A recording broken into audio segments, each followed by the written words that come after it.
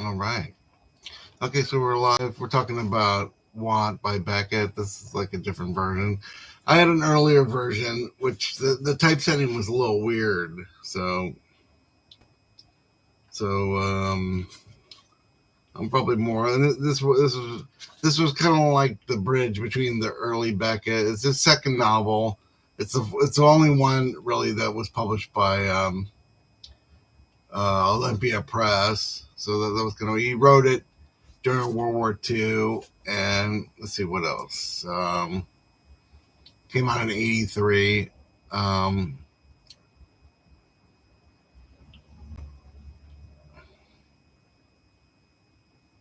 it's like it's four parts. Describes Watt's journey to and within Mr. Natsos, where he becomes a reclusive odor's manservant, replacing Arsene, who delivers a long valedictory monologue at the end of section one. In section two, Watt struggles to make sense of Mr. Knott's life in his house, experiencing deep anxiety at the visit of piano tuning Gauls, father and son, and a mysterious language resistant pot, among other incidents. In section three, which has a narrator called Sam, Watt is in confinement, his language garbled almost beyond recognition, while the narrative veers off on fantastical tangents such as the story of Ernest Lutey's account to a committee at Beckett's old University Trinity College Dublin of a research trip in the west of Ireland. The short fourth section shows Watt arriving at the railway station, in which, in the novel's skewed chronology, he sets out on a journey to the institution he has already reached in section three. The novel concludes with an addenda whose incorporation into the text only fatigue and disgust have prevented, which should nevertheless be carefully studied. These take on the form of concepts and fragments apparently intended. So yeah, I mean,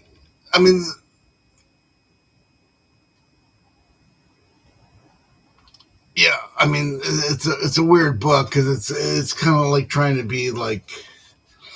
There's like the early Beckett, the Murphy, the more pricks and kicks, and it's not quite like that, and it's not very much like the later stuff. So let me read a bit of it, like, because I mean, the I think like the typesetting of the original Grove paperback kind of gave me a headache. So I just remember that this one's like a lot better. This fragility of the outer meaning had a bad effect on Watt, for it caused him to seek for some meaning of what had passed and the image of how it passed. The most meager, the least plausible would have satisfied Watt, who had not seen a symbol nor executed an interpretation since the age of 14 or 15, or who had lived miserably, it is true, among face values all his adult life. Face values, at least for him. Some see the flesh before the bones, and some see the bones before the flesh, and some never see bones at all, and some uh, never see the flesh at all. Never see the flesh at all. But whatever it was Watt saw with the first look, that was enough for Watt. That had always been enough for Watt, more than enough for Watt. And he had experienced literally nothing since the age of 15 or 14, of which, in retrospect, he was not content to say. That is what happened then. He could recall, not indeed with any satisfaction, but as ordinary occasions, the time when his dead father appeared to him in a wood with his trousers rolled up over his knees and his shoes and socks in his hand, or the time when, in his surprise at hearing a voice urging him in terms of unusual coarseness to do away with himself. So, it's a really strange book. Maybe I mean, it's sort of a departure from the early Beckett, the more fix and kicks Murphy, and maybe it's a little bit like the trilogy a little bit.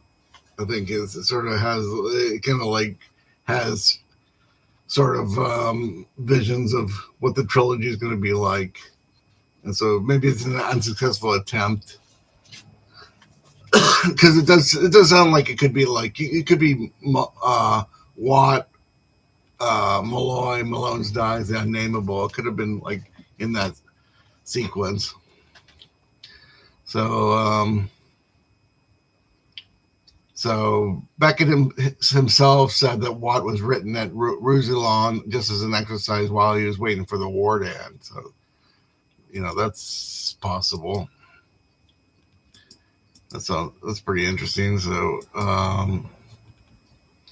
the manuscript has been described by Gintarski as the white whale of Beckett studies, a mass of documentation that defies attempts. Also, I didn't get into it, but there's a lot of lists and stuff in it. And Beckett was dissatisfied with the novel originally published, spotting over 80 spelling and typographical errors, as well as an omission of an entire sentence on page 19. A corrected text was published in 2009. So I don't know if is this the corrected text? I don't know. This is a newer version. Let's see, but the 50s or 60s version that I used to have, like, I don't know. Who knows? It's a big, it's possible. It just seems like I mean, for people, if people tell you they're reading Beckett and they mention Watt, it's obvious that they've kind of read a lot of because it's probably like the least the last book I would because Murphy is pretty funny. There's sort of a kind of an Irishness still about early Beckett, and then Watt. It gets kind of dark in here, and he's trying to figure his whole thing out. So let's end there, Watt. Let's get on to some other great books. Hope if you're reading any books, please. If there's any books or you want me to talk about, I will mention them in the comments.